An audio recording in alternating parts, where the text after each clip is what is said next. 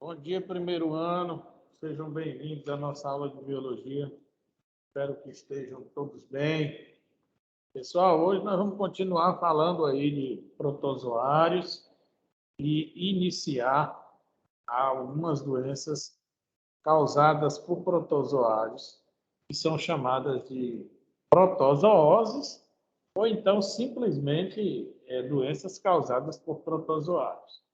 Agora, ultimamente, os livros e algumas questões que eu tenho visto usam muito o termo protozoose, tá?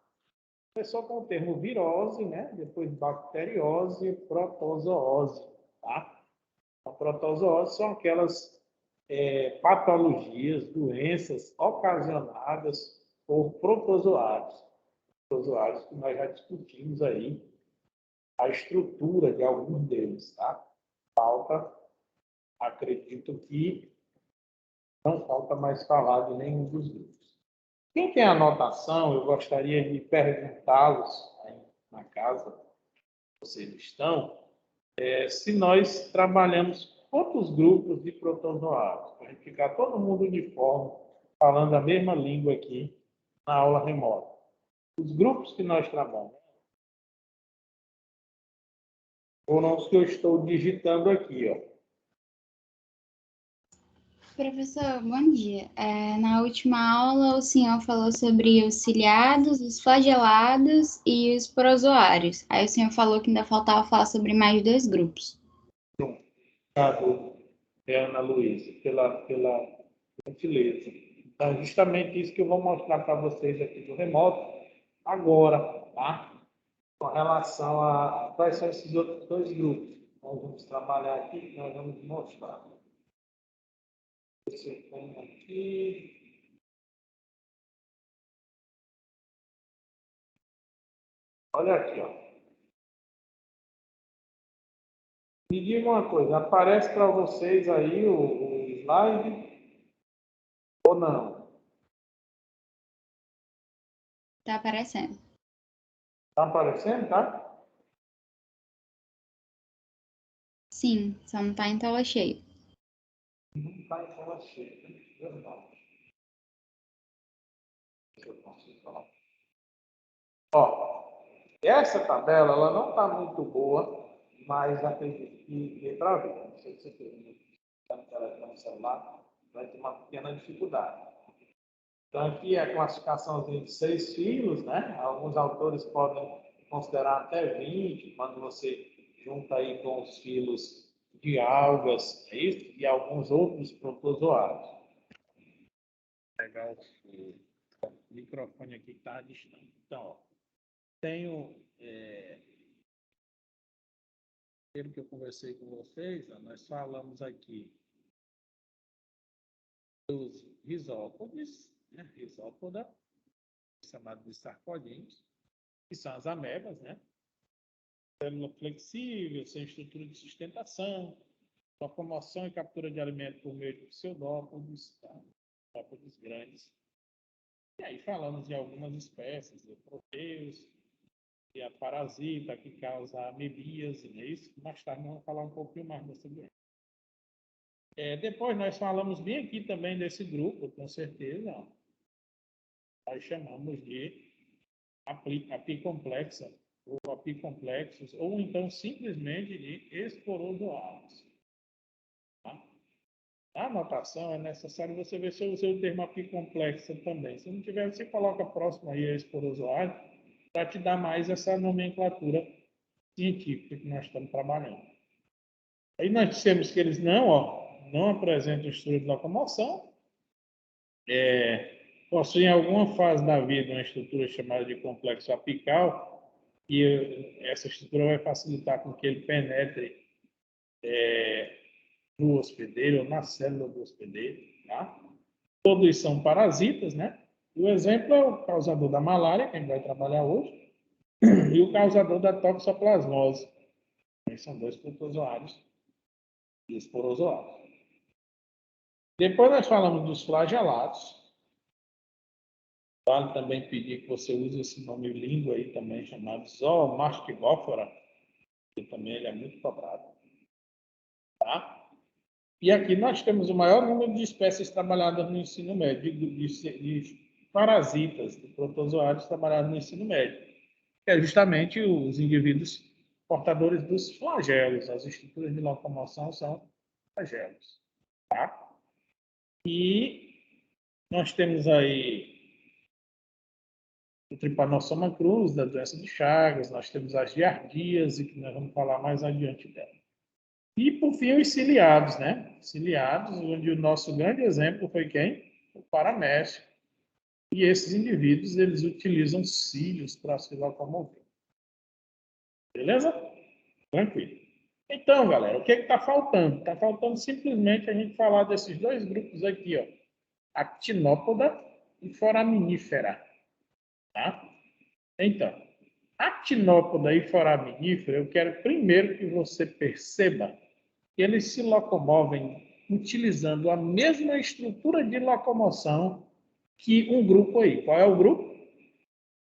É a mesma estrutura de locomoção de um dos grupos que nós trabalhamos. Qual é o grupo? Podem falar, podem participar. O grupo, gente, são os risópodas. Porque se você perceber, bem aqui nós vamos ter também o termo pseudópodes. Tá? Só que esses pseudópodes agora eles não são mais tão densos, tão grossos, eles são afilados. Tá bom? E além disso, aqui também nós temos pseudópodes também, delicados, que nós vamos ter aqui nos foraminíferos também. Então, vamos lá. Para eu não ter que desenhar ou copiar hoje, trouxe esse slidezinho só para a gente fechar. E ainda vou te mostrar algumas imagens desses grupos, para que fiquem bem fixados na sua mente. Então, quem são os actinópodas? Eles são chamados popularmente, vulgarmente, de radiolários e heliozoários. Tá? Os radiolários são dotados de uma cápsula central de sustentação quitinosa e são encontrados exclusivamente no mar. Então, é um protozoário que eu vou te mostrar essa imagem. E nos heliozoários não existe essa cápsula central e a maioria é do ciclo, vive em água doce. O detalhe é que ambos têm os pseudópodes afilados, pseudópodes mais finos. Quando tu tinha uma ameba, ó, e todas essas dobras aqui eram os pseudópodes, agora tu vai ter um sujeito aqui que vai ter uma cápsula central ou não, e dessa cápsula central vão partir aqui pequenos pseudópodes afilados, ó. E por isso é que o termo radiolários lembra os raios, né, que partem da região central. Aí o outro seria uma estrutura que não vai ter, partem os raios, mas não tem essa cápsula central. Tá bom? Beleza. Por fim, ficam os foraminíferos, ou foraminífera. Apresentam esqueleto perfurado, externo à célula, quitinosa ou de carbonato de cálcio.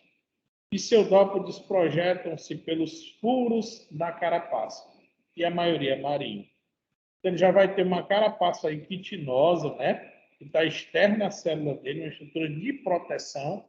E vale ressaltar que essa estrutura de proteção ela é toda perfurada, que é por onde vão passar esses pseudópodes bem delicados também que existem aí. Tá? Uma outra informação que eu gosto de falar sempre quando eu falo de foraminíferos é que onde você tem, nas regiões, onde você tem nos mares, nos oceanos, onde você tem uma grande concentração de foraminíferos, ele funciona como um rastreador de reserva de petróleo. Então, nós temos esse foraminífero ligado aí à reserva de petróleo, por conta da alimentação, por conta do habitat preferencial por eles, nessas regiões. Tá bom? Essa é uma relação que existe. Pronto. Aí os outros eu já tinha mostrado, a amebazinha para ti, toda bonitinha. Não vou fazer isso. Professor, Oi. tem mensagem no chat da reunião. eu ver aqui. Um minuto.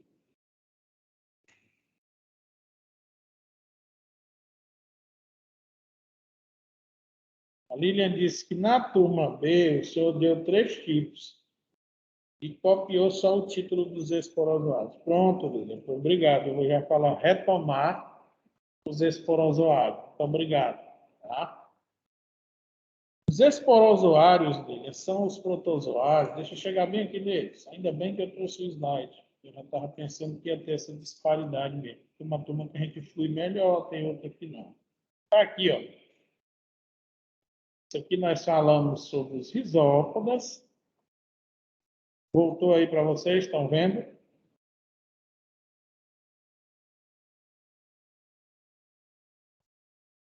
Estamos vendo.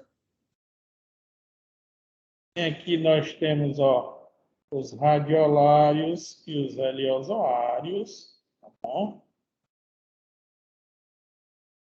Vamos aqui, ó, o foraminífera. Você nem percebe a presença do pseudópodo, mas ele sai através desses orifícios, mas também ele se recolhe aí, dentro desses orifícios. E aí é a carapaça de quitina ou de calcário, como ele disse. Pronto, então vou retomar bem aqui por conta da Lilian, que ela disse que na turma dela não foi visto. Obrigado, nós vamos lá. Filo apicomplexa, ou apicomplexos ou esporozoários. São protozoários parasitas. Tá? É o único grupo que nós não temos indivíduos que apresentam estrutura de locomoção. Então, isso aqui é um aspecto que você não pode deixar de guardar, de armazenar essa informação, de aprender essa informação. Então, sem estruturas locomotoras e dotadas do complexo apical. O que é o complexo apical? É essa estrutura responsável pela penetração desses parasitas nas células hospedeiras. Já tinha até adiantado lá. Então, o complexo apical é que faz com que é como se fosse essa parte afilada aqui e essas estruturas esverdeadas aqui. E vão ter uma participação importantíssima na hora que esse protozoário vai adentrar as células hospedeiras. Causam doenças como a malária, um tipo de pneumonia e toxoplasmose. São doenças que nós vamos trabalhar aqui mais adiante. Então, você percebe, ó, que é uma célula eucariótica, olha aqui o núcleo dela, ó. Dá para ver isso, ó.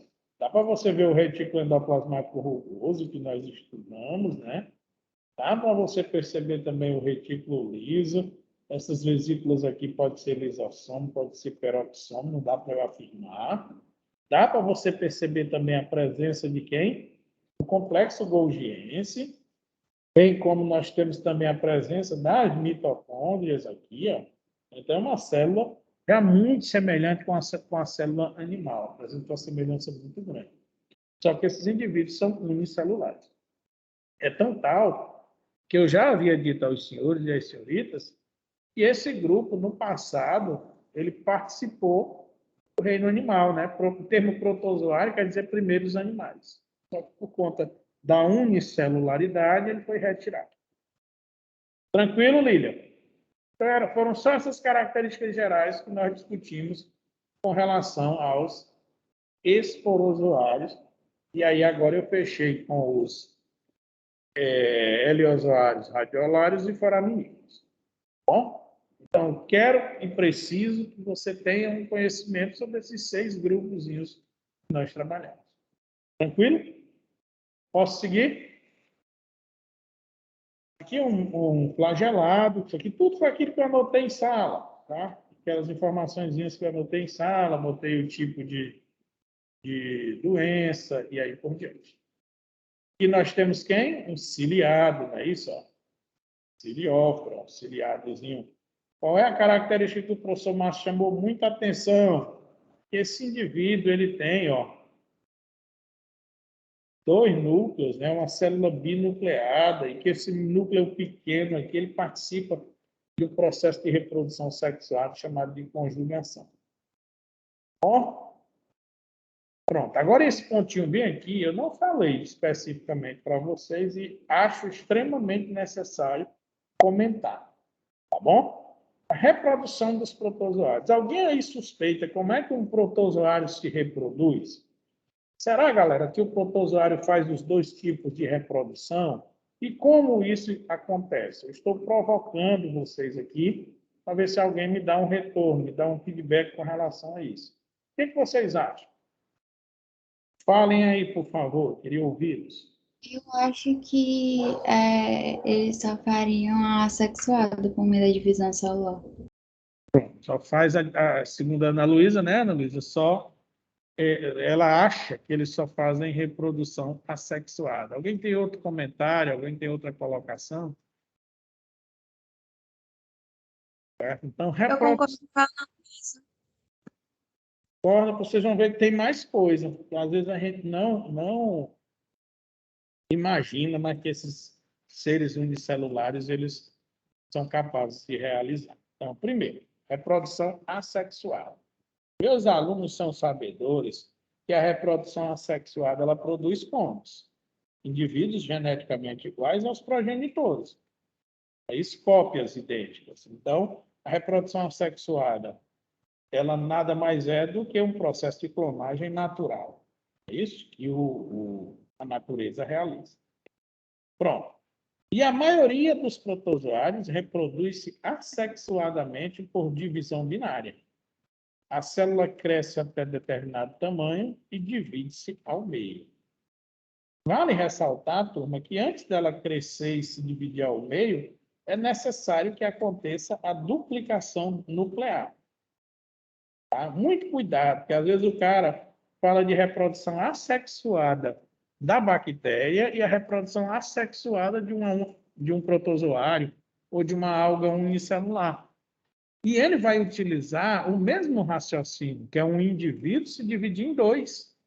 Só que o meu aluno precisa entender que nós estamos trabalhando com indivíduos que apresentam estruturas celulares diferentes. A bactéria ela é procarionte, enquanto que o protozoário ele é eucarionte. Então, eu tenho que imaginar que esse indivíduo primeiro vai duplicar o seu núcleo e depois dividir o seu citoplasma. Enquanto que lá na bactéria ele duplicava só seu cromossomo, só seu material genético, e aí depois dividia o citoplasma em dois.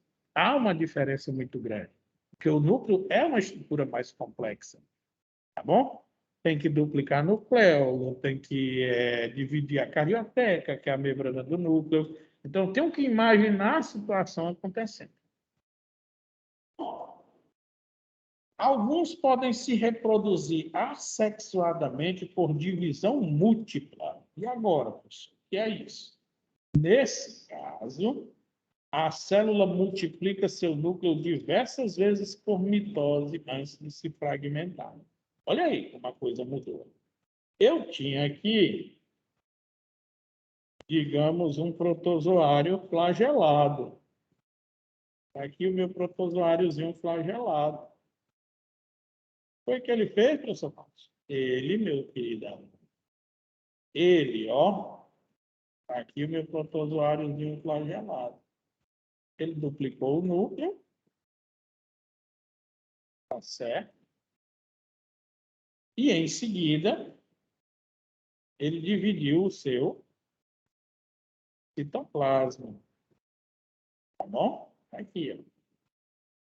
Isso aqui que eu estou tentando fazer com muita dificuldade, vocês estão percebendo com esse mouse aqui, é o quê? A divisão binária. Um indivíduo formou dois. Agora, se tu tens uma ameba, e essa ameba tem um núcleo, e aí, consequentemente, ela vai sofrer aqui, por exemplo, 3 mitoses. A primeira mitose, ela forma 2. Tá? Depois ela vai sofrer outra mitose. 2 vão dar origem a 4. Depois ela vai sofrer uma outra mitose. 4 vão dar origem a 8. Digamos que aqui eu coloque 8, 7. Então, aqui esse indivíduo, isso aqui você vai ver lá no ciclo da malária. Vai ter muito núcleo, doutor. O que ele vai fazer agora? Cada núcleozinho desse vai ficar dentro de uma nova estrutura celular. Então, é como se eu tivesse aqui 8 estruturas celulares. Então, como é o nome desse processo? Divisão múltipla. Deu para fazer a diferença? Precisa de algum reforço? Me diga agora.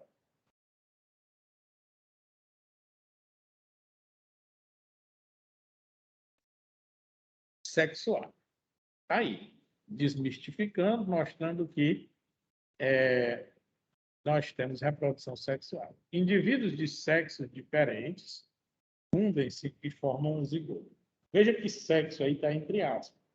É só para dizer que são indivíduos chamados de gametófito masculino e gametófito feminino.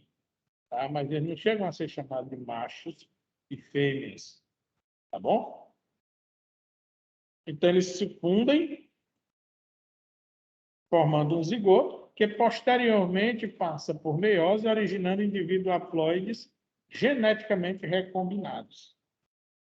Então, ó, você vai ter duas célulazinhas haploides, que elas vão se unir através do processo de fecundação, formar um zigoto. E esse zigoto, logo em seguida, sofre uma meiose. Aí eu te chamo a recapitular os tipos de meiose. Lembra que a nossa meiose era a meiose gamética. Por quê? Porque nossa meiose acontece dentro do organismo masculino nos testículos e no organismo feminino nos ovários. E ela tem o papel de dar origem aos gametas animais da nossa espécie. Mas eu falei para você também que existia a meiose espórica, que acontece no ciclo de reprodução de algumas plantas, quando as plantas formam os esporos, que vão cair no solo, vão germinar e formar os gametófitos. Então, quando a meiose ela vem para formar esporos, ela é chamada de meiose espórica. E aí ficou faltando uma terceira, meiose gamética. Não, gamética não, zigótica, perdão. E o que seria essa meiose zigótica, professor? Está aqui, meu querido. Ó. Na hora que o zigoto é formado, em seguida, o próximo acontecimento já é quem? A meiose. Então, a meiose que acontece após a formação do zigoto, ela é chamada de meiose zigótica. E um dos exemplos práticos é a reprodução sexuada dos protozoários. Tranquilo? Beleza? Posso seguir?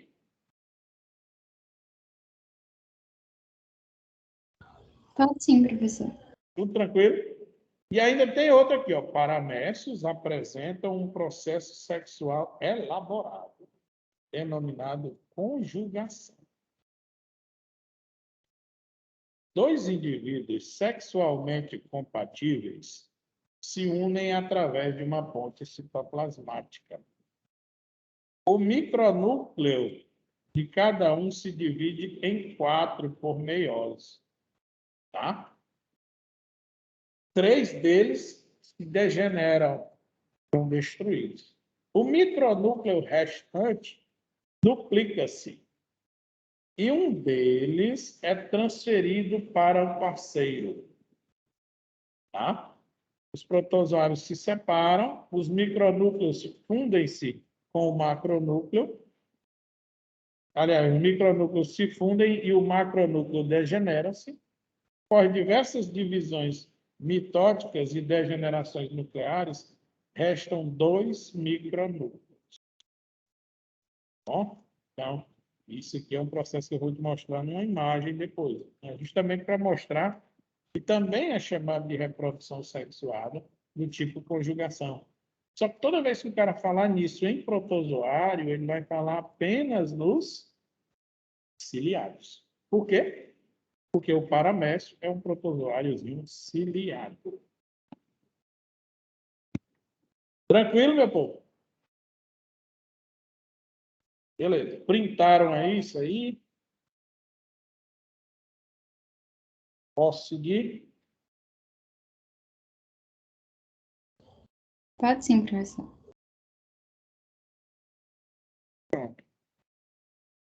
Terminei esse primeiro momento. Eu queria só deixar todo mundo igual. Então, agora todo mundo viu os 6 grupos de protozoários e todos viram essa prévia do processo de reprodução assexuado, sexuado. Ele vai ser mostrado de novo lá quando nós estivermos falando das doenças. Tá bom? E o do paramécio, depois eu mostro com uma imagem aqui, porque paramécio é um protozoário de vida livre e ele não vai causar doença. Perfeitinho? Espera aí, deixa eu ver se eu acho só outro material. Vem aqui. E aí, o que a Tainara está dizendo?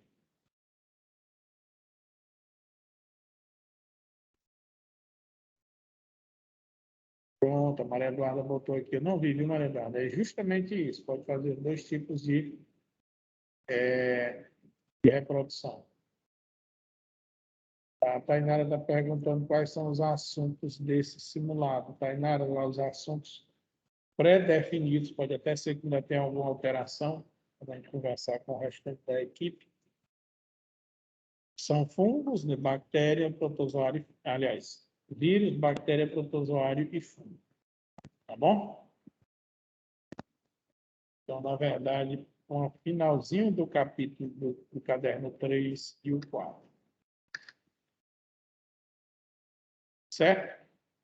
Então, vírus e viroses, bactérias e bacterioses, protozoários e protozooses, e uma pinceladazinha que ele dá no livro de fungos, mas ele nem aprofunda muito no processo de reprodução.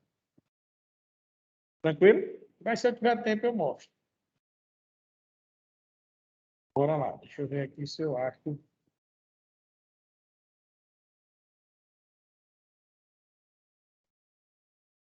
O meu outro material.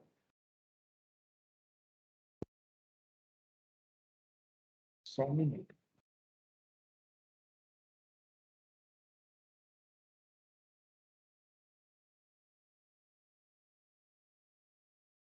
Apareceu aí para vocês alguma coisa?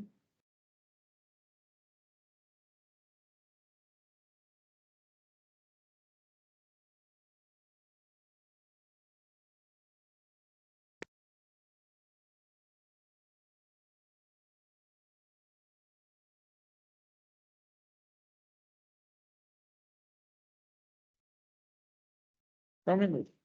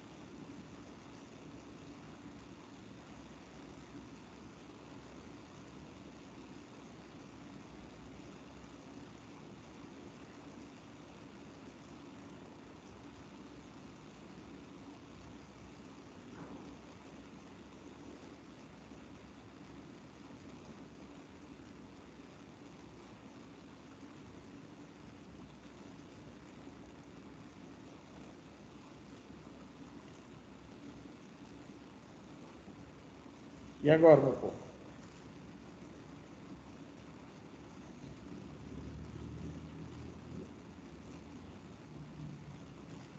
Agora sim. Pronto.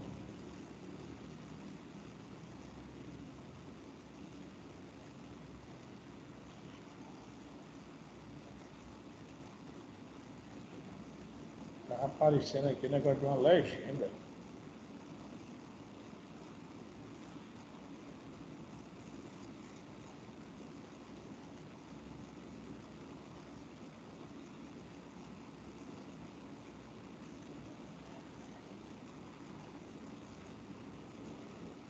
Agora desapareceu foi o negócio do chat, né?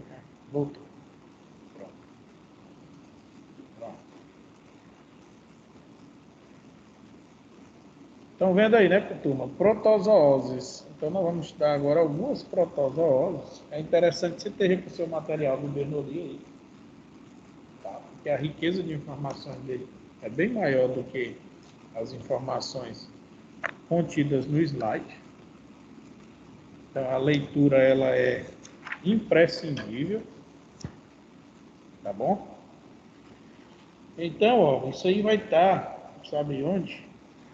Deixa eu só localizar aqui. Página...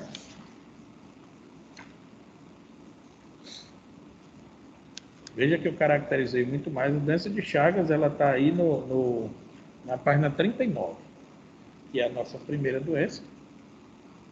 Dentre as doenças trabalhadas em Enem, eu já tenho visto vários levantamentos, pessoal, e a doença de Chagas aí aparece como sendo uma das 5 doenças mais abordadas até hoje, desde a primeira edição do Enem, tá? E também, para toda doença, eu costumo sempre dizer isso, e vou continuar repetindo, enquanto estiver ministrando aula, que é interessante que o aluno ele desenvolva uma técnica de estar sempre retomando essas doenças.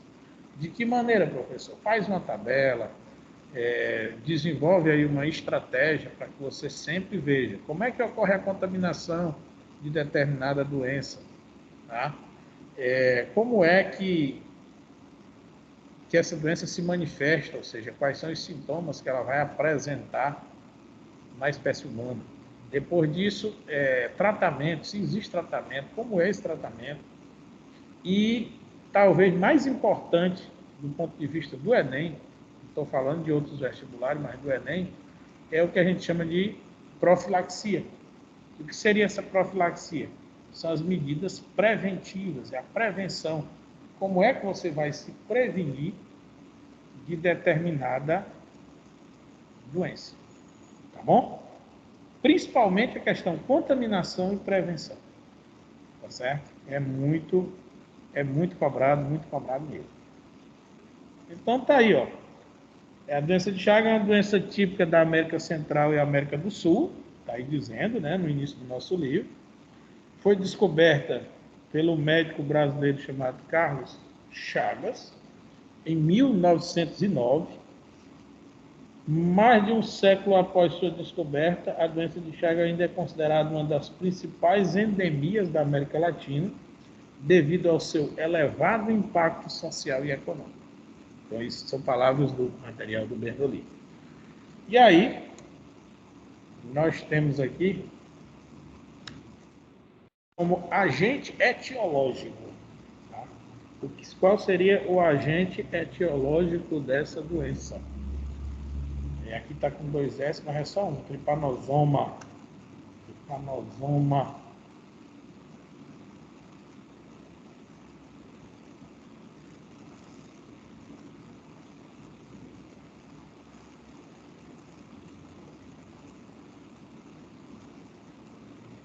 Não consegui editar agora. Mas deixa para lá.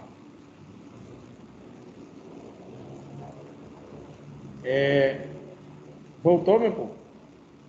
Então, esse é o agente etiológico da doença. O vetor. Vetor é o indivíduo que é o ser vivo que participa do ciclo dessa doença. Olha o Carlos Chagas lá em cima com aquele microscópio bem evoluído do início do século XX, não é isso? Mas que já era possível observar esse indivíduo unicelular, que não é um indivíduo muito pequeno. Então, o vetor é o Triatoma infestans, que nada mais é do que chamado vulgarmente, popularmente, de barbeiro ou chupança, tá? Barbeiro porque é um inseto hematófago, um inseto que se alimenta de sangue e que ele tem hábitos alimentares noturnos, tá certo? E pelo fato desse animal, desse inseto, ele se alimentar no período noturno, as pessoas geralmente dormem usando cobertas, lençóis, e deixam, por sua vez, o rosto descoberto. E o rosto descoberto é o local apropriado para que ele possa pousar, injetar o seu aparelho sugador e sugar o sangue humano. Na verdade, nada mais é do que uma necessidade alimentar, tá? Não só de humanos, mas também de outros animais silvestres, tá? E nós vamos ver aí também como é o caso do tatu, do gambá, do morcego, de alguns roedores, cachorros, tá? Gatos. Então, esses indivíduos todos servem como fonte de alimento para esse triatoma infestans. Tá bom? Complicações. Quais são as complicações oriundas dessa doença? A principal complicação é a insuficiência cardíaca. Por quê, professor Márcio? Porque esse protozoário ele vai se alojar na musculatura estriada cardíaca, ou seja, no músculo do coração. E, consequentemente, ao se reproduzir na musculatura cardíaca, ele vai deixar o músculo com uma certa flacidez, vai deixar o músculo deficiente na sua principal função, que é participar dos batimentos cardíacos que levam ao bombeamento do sangue para todo o corpo. Tá? Então, popularmente também as pessoas dizem que é uma doença onde o coração cresce, porque, claro, com a reprodução desse protozoário dentro da musculatura, o coração também aumenta de volume. É bem verdade, se você olhar essa imagem aqui, ó, aqui um coração, tá? E pela imagem você percebe que ele tem diâmetros, tamanho bem maior do que o normal. E a gente aprende lá no ensino fundamental que o nosso coração ele tem um tamanho de um punho fechado.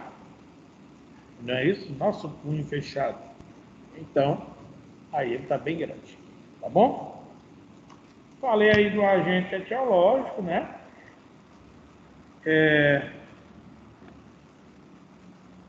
Agora vamos falar um pouquinho do ciclo, né? Como é que ocorre a transmissão? Primeiro essa transmissão bem aqui a respeito das fezes do barbeiro, que é a mais cobrada, mas tem outras.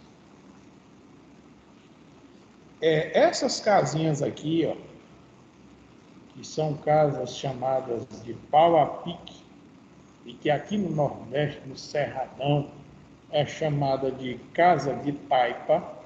Ela é uma casa onde nas paredes existem várias aberturas, várias frechas, onde esse inseto, tá? Que ele pode chegar a casa por conta do desmatamento, que ele saiu, o desmatamento forjou ele a sair da sua região nativa, então ele pode ser trazido aí, inclusive até por outros animais, e aí ele chega aí na residência da pessoa e se esconde atrás das flechas, dentro das flechas, das rachaduras, ou atrás de quadros, e aí justamente no período noturno ele vai fazer aquilo que eu já relatei. Ele vai se alimentar do sangue humano, e após ele se alimentar, seu abdômenzinho está todo cheio de sangue, ele já está saciado, ele defeca.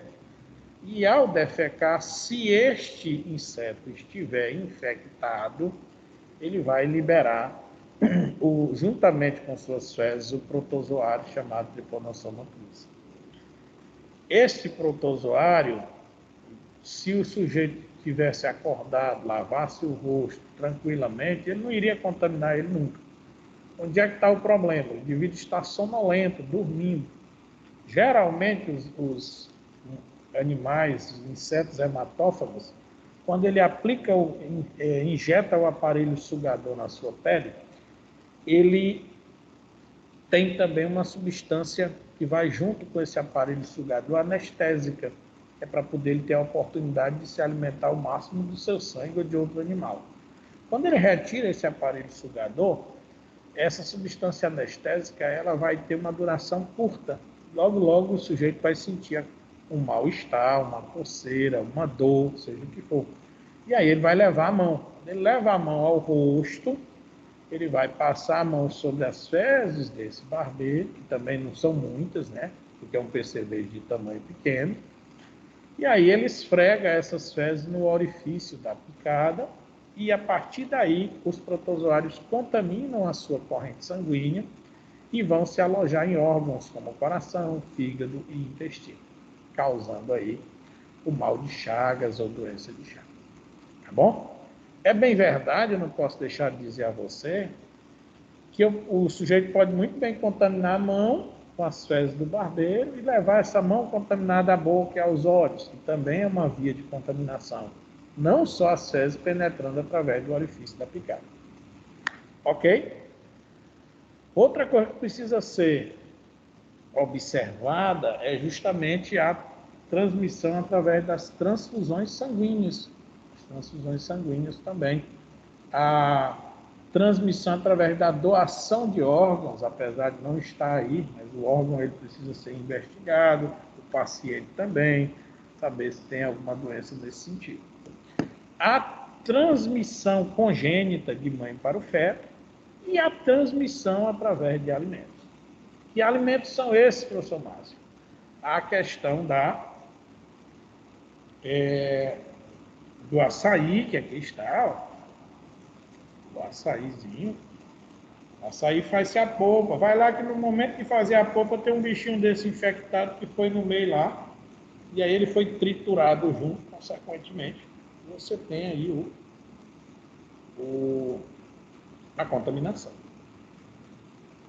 Talvez nem tanto a polpa, porque a polpa ela vai diminuir, a temperatura vai ser muito diminuída, pode ser que esses flagelados eles não suportem. Mas às vezes o cara faz um suco. No interior do Pará, do Maranhão, usa-se muito o açaí para fazer uma espécie de suco, às vezes misturar com farinha, né? Porque isso aqui ganhou esse nome açaí nas últimas décadas, mas no interior do Maranhão e do Pará isso aqui era chamado de jussara. Tá? Não sei se tem alguém aqui dessa região que já ouviu falar nesse termo jussara. E não diferente do açaí, tem também o caldo de cana. Você vai lá tomar um caldo de cana e aí, juntamente com a cana, foi um percevejozinho desse contaminado. Aí você toma aquele caldinho de cana gostoso, também pode ser que ocorra a contaminação. Perfeito? Não é a maior contaminação, é claro, mas existe a possibilidade. A maior contaminação ainda é através do barbeiro que vai sugar o sangue de seres humanos. Perfeito? Profilaxia, eliminar o barbeiro. Evitar casas de pau a pique, que é justamente as questões vão usar o seguinte termo, substituir as casas de pau a pique por casas de tijolos, que são chamadas de alvenaria. Não desmatar e manter animais domésticos longe de casa. É um negócio meio sem lógica, né? Já que o animal é domesticado.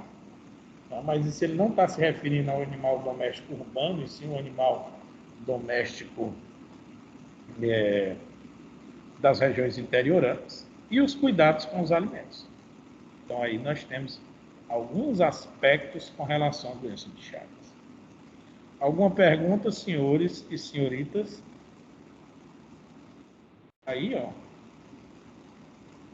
aquele ciclozinho de transmissão que eu contei para você, aquela historinha. Alguma pergunta? Tainara, Maria Eduarda, Lília, Ana Luísa, que sempre conversa com a gente aqui. Alguma pergunta, gente? Vocês acham que ficou clara a explicação? Fica claro, professor. Consegui atender os anseios de vocês? Pois então, tchau, tchau, até sexta, viu? Façam a leitura dessas doenças, façam as propostas da agenda, que eu peço que você crie mapas mentais. Isso é muito bom para que você consiga ir fixando esses pontos. O mais é desejar uma excelente tarde. Hoje à tarde nós temos encontro ainda, às 3h10. Tchau, tchau. Até a próxima. Tchau, doutor. Tchau, gente.